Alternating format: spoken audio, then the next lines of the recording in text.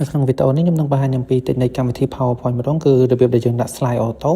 បាទវាដើរដោយខ្លួនឯងដូចនៅក្នុងវីដេអូហ្នឹងបាទគឺរង្វង់ហ្នឹងគឺវាចូលទៅលើលេខ1លេខ2រហូតដល់លេខ5បាទហើយយើងអត់ចុចទេវាដើរដោយខ្លួនឯងបាទដំបូងយើងមាន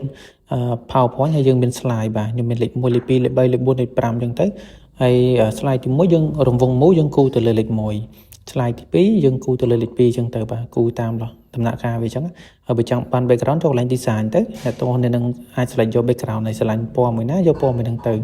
អញ្ចឹងខ្ញុំសូមយកគំរូដើមបាទ background ហ្នឹងគឺគេមានស្រាប់ទេ template ហ្នឹងណាបាទបន្តមកទៀតអ្នកទោះនេះគ្រាន់តែ select លើវាទាំងអស់មក Control A select លើ slide ទាំងអស់ហើយចូលកន្លែង transition យក transition morph ហ្នឹងពេលយើងដាក់ transition morph ទៅវាដូចវីដេអូអញ្ចឹងណាក៏ពិត slide ទេប៉ុន្តែពេលយើង play ទៅដូចវីដេអូអញ្ចឹងខាងស្ដាំនេះយើងគ្រាកន្លែង After ហើយនេះទីមិនបាច់ដាក់ទេបើចុច apply to all ទៅដើម្បីឲ្យ slide វាដើរ auto ខ្លួនឯងយើងអត់ចាំបាច់ចុចទេ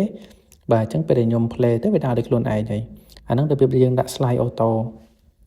ហើយតើតើរង្វង់មូលដែលវាបាទរំកិលទៅមានចលនាហ្នឹងអាហ្នឹងយើងដាក់ transition morph មិញហ្នឹងបាទ transition ហ្នឹងគឺវាមានចលនាដូចវារំកិល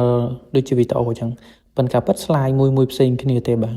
តែយើងមើលទៅគឺឃើញស្អាតបាទហើយ transition morph ហ្នឹងគេប្រើច្រើនណាស់បាទអ្នកទាំងគ្នាអាចសាកល្បងបានបាទសូមអរគុណ